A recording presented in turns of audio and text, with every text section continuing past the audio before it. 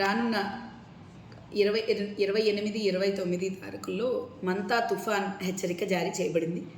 అందువలన ప్రజలందరూ కూడా చాలా అప్రమత్తంగా ఉండి, ఎవరు కూడా అత్యవసరం ఉంటే తప్ప బయటికి వెళ్ళకుండా ఇంట్లోనే ఉండి, ఖచ్చితంగా ఏంటి అంటే రైతులు ధాన్యం కనుక ఆరబెట్టుకుని ఉంటే కొంచెం ఎత్తివేసుకుని మన గిడ్డింగుల్లో పెట్టుకుని, అంతేకాకుండా ప్రజలు కూడా కొంచెం జర్నీలు చేయకుండా ఇంట్లోనే ఉండి, అంతేకాకుండా మనకి టామ్లు కూడా ఎప్పటికప్పుడు వేయబడతాయి ఊర్లలో.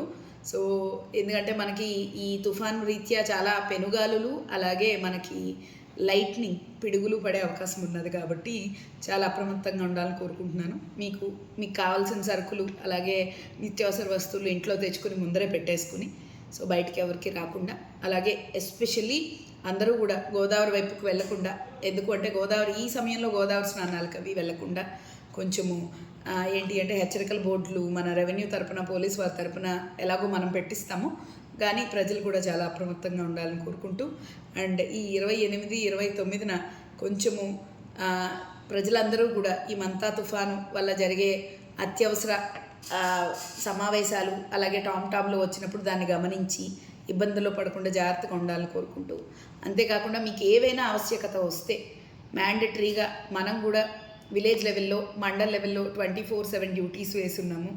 అందరూ కూడా కంట్రోల్ రూమ్స్ కూడా ఓపెన్ చేస్తున్నాము. ఆ కంట్రోల్ రూమ్ నెంబర్లు కూడా మండలం wise, division wise, district wise press వారికి అందజేయడం జరుగుతుంది.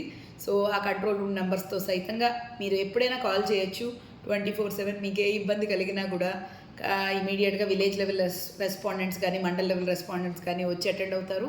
ఇంకా అత్యవసరం అయితే నేను కూడా అందుబాటులో ఉంటాను. నేను కూడా ఇమీడియట్గా రెస్పాన్స్ అవుతాను.